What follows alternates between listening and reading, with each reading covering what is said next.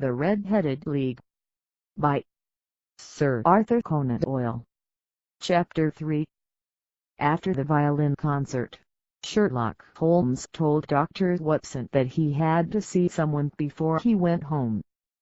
"There's going to be a crime tonight, Watson," explained Holmes, "and it might be dangerous.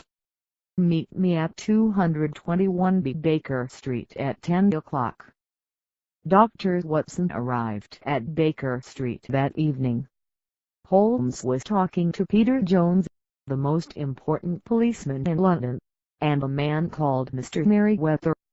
Holmes explained to Watson that they hoped to catch a famous thief called John Clay that night. The four men got into two taxis. While they were traveling, Holmes told Dr. Watson that Mr. Merryweather was the manager of the bank behind Mr. Wilson's shop.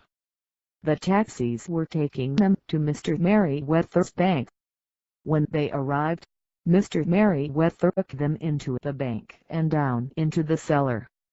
It was dark inside the cellar and there were a lot of large boxes. Holmes looked carefully at the floor of the cellar. Then he asked Mr. Merryweather to tell Dr. Watson why the thieves might be interested in this bank. "They are interested in the gold in the boxes in this cellar," explained Mr. Merryweather.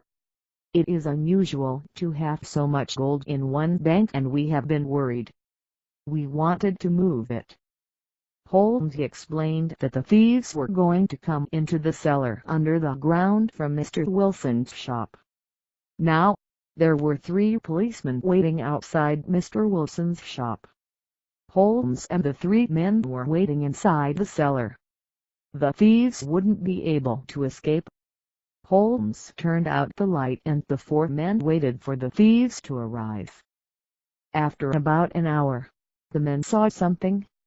One of the large square stones in the floor started to move.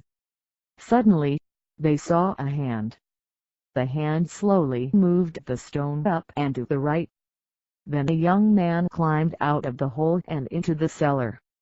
When the man stood up, Holmes quickly grabbed his arm. It was John Clay.